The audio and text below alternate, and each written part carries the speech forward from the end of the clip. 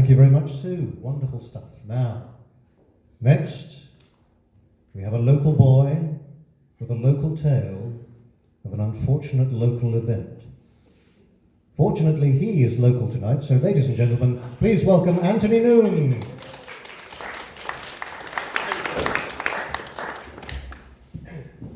Good evening, everyone. So go and find myself. London. They always go on about London. No one ever remembers we got badly hit too. I'm not talking about the raids. There were hundreds of them. And back in 41, they came for us 3 times. That's 3 times proper, mind. I'm not talking about raids that we had most nights anyways. I'm talking big uns. One of them, the worst we had here, they were right crafty buggers. They hit us hard and buggered off, and like normal, and just as we thought it safe, another lot came over and hit us again. Years later, some posh prof bloke on the telly said they hit us with 25,000 burners that night. Burners, that's incendiary bombs, that's what we call them. Because that's what they did, they just sat there and burnt. And even if the sodding things fell in water, they would sizzle and fizz, as if they were fighting to be alive. 25,000. I can't quite figure that number. How you could even move that many beggars belief. But then Jerry's found a way, and Pompey burned that night. But that ain't what or when I'm on about. A couple of years later, in 44, and I was still nothing more than a flannel wrapped tightly round a streak of piss, or so my dad said, we lived in a world of dust and fire.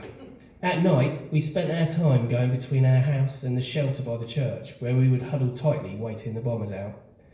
Once we got the all clear, more often than not, we'd go back out into the streets, find them filled with flames, sirens, choking dust, and families huddled around big holes that used to be their homes.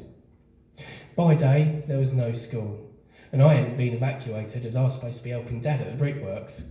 But more often than not, I would slope off early and go and check out the bomb sites.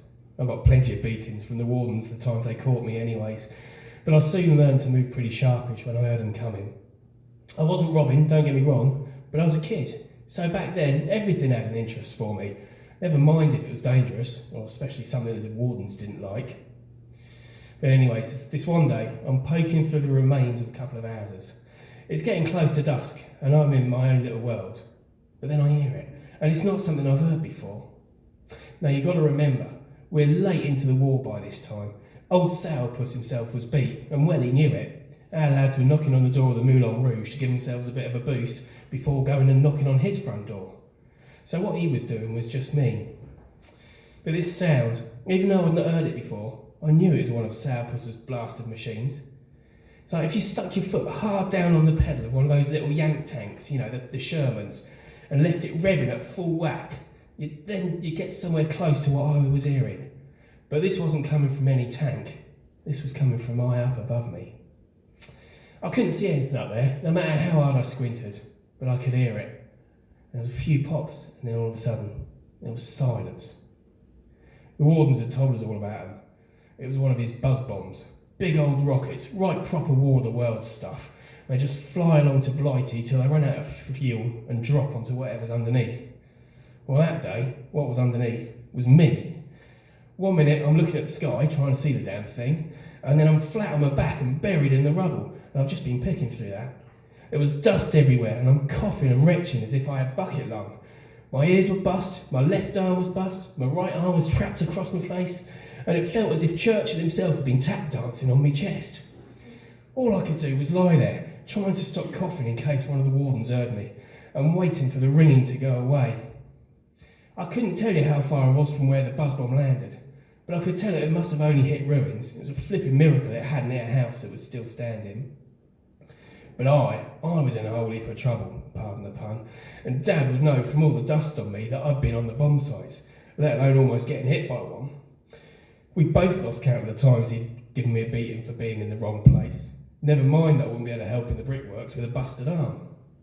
But all I could think of was how could Hitler get me from all the way over there? Surely he had better things to be doing than aiming at me. Anyways, the ringing in my ears was getting louder, and as I tried to move, I realised it was the bells of the fire wardens coming to check over the area.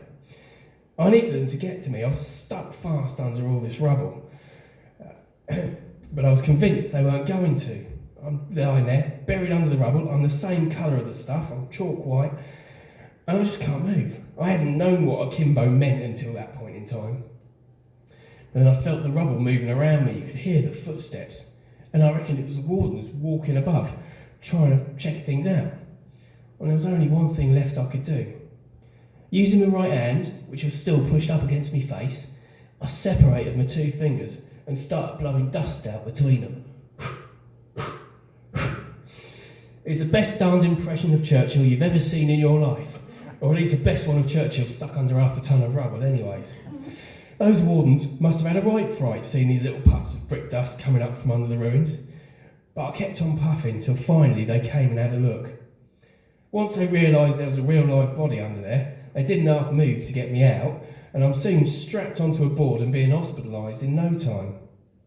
With a bit of care from some nurses and a bit of a backhander from my dad as well, I was back on my feet in no time, and they found a way for me to be useful at the brickworks. They tied a wheelbarrow to me, so I couldn't even get away after that.